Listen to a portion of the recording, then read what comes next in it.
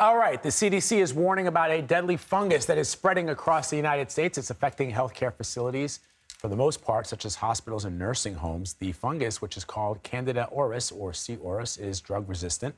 If infected, it can cause severe illness for those with weakened immune systems, and it can even be deadly. Here to discuss drug-resistant bacteria and superbugs more broadly is Captain Arjun Srinivasan. He's the Deputy Director for Program Improvements for the CDC's Division of Healthcare Quality Promotion. Doctor, thanks so much for joining us. Thank you so much for having me. Good morning. So I guess the first question is, how concerned should Americans be about antibiotic-resistant infections?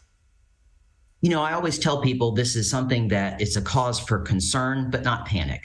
This is an important problem, right? We know that every year in the United States, about 3 million people will get an infection with a bacteria or a fungus like Candida auris that you were just talking about that is resistant to the main antibiotic or antifungal that we would like to use to treat it. And that's how we simply define antibiotic resistance.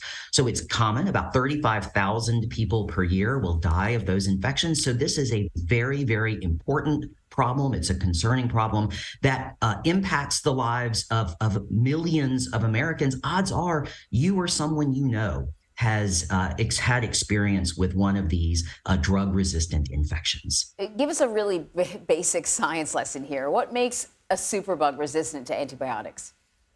Yeah, you know, antibiotics are like any other, bacteria and fungi are like any other living thing, right? They have the desire to survive. And the way that they do that is they develop mutations. So when we expose them to an antibiotic or an antifungal that's designed to kill them, over time, some little population through random mutations will become resistant to that agent. And what happens is that, you know, bacteria have strength in numbers, right? There are billions and billions of them. So the chance that one of them is going to develop resistance to one of our antibiotics becomes higher and higher. And the more we use those antibiotics, the more we expose bacteria and fungi to these agents, the higher the chance that that resistance will develop and then grow and then spread becomes. And that's quite simply how it happens. So this is kind of an evolutionary thing. There's nothing we can do to stop resistance from developing, but there's a lot that we can do to slow it down. And that's really what our efforts are focused on. How do we slow the development of resistance in both bacteria and fungi? So one of the things, Doctor, you'll remember that we were all doing and recommending in the early days of the COVID-19 pandemic before we had vaccines was telling people to wash their hands and to wash them well and to sing happy birthday. Right. You at least 20 seconds while you're washing your hands, right? But it's my understanding, and correct me if I'm wrong, that bacteria are even resistant to washing and scrubbing. So in this particular case, when we know that they're resistant to antibiotics, what can people do to protect themselves? Would washing your hands, if you came into contact with this bacteria, would that help at all or not at all?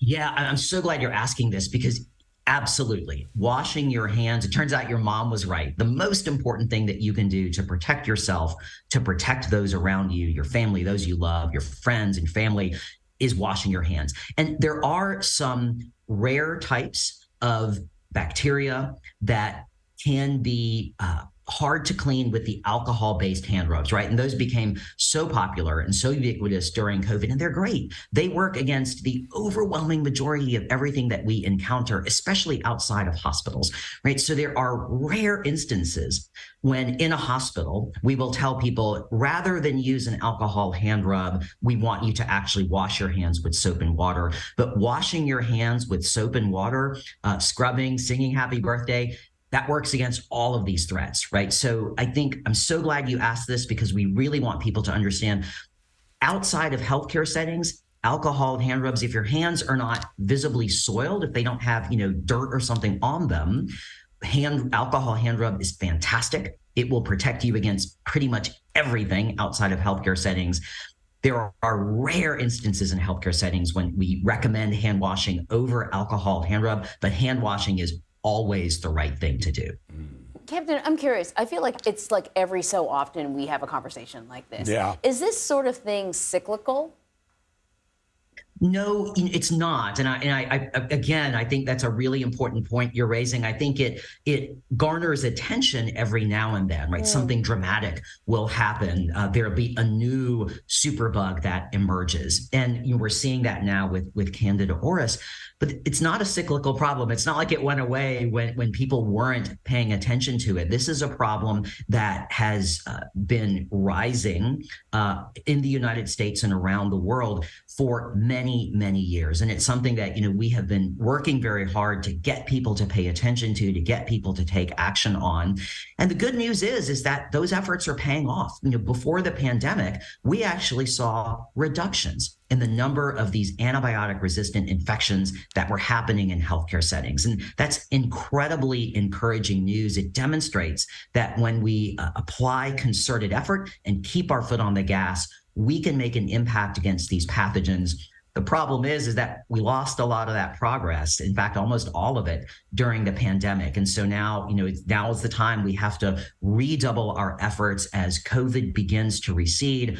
We have to redouble our efforts to address these antibiotic resistant bacteria. They are not going anywhere. They are only going to become a bigger problem unless we reinvigorate those efforts to combat them. All right. Captain Arjun Srinivasan, thank you very much. Thank you so much for having me.